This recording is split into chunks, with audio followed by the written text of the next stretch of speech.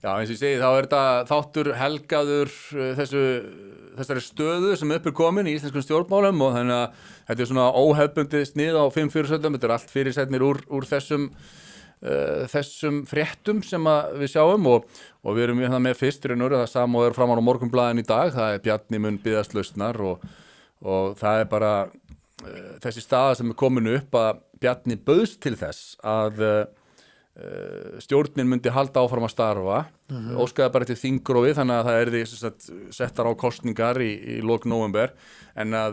stjórnin ef allir formenn flokkana þriggja myndi vera sáttu við það þá myndi hún starfa áfram í sínu pólitíska umboði en Svandís misskildi það algjörlega og sem út af fyrir sig algjör brandari að hún hafi ekki átt að sjá því og hún gekk fram og segi nei, þingflokkurinn hefur ákveðið að það ekki að starfa með Bjarna Benediktssyni. Ok, það eina sem samt á borðinu starfsstjórn þá. Bjarni biðst lausnar til forseta Íslands og forsetinn segir, ok, ég leysi þið frá embætti en ég verð að biðja ykkur að starfa áfram í starfsstjórn. Ok, og þá þýðir það sem sagt að starfsstjórnin,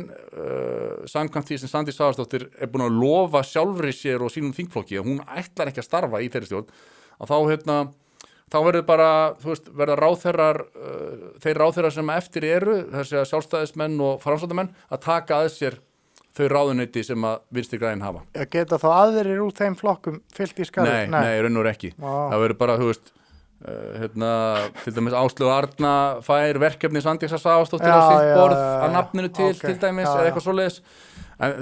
þau eru sett bara að segja sér frá geiminu, Vinstri græn, með þessum sandkassaleik og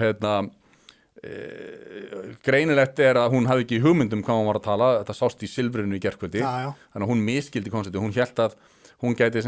með því að neita starfa með Bjarna Ben að þá kæmi upp einhver ný staða og það ætti að skipa einhvern annan forsætisráðherra og svona, það ekki þannig samkvæmt hefðinni og Svandís þá bara að segja ég ætla ekki að vera með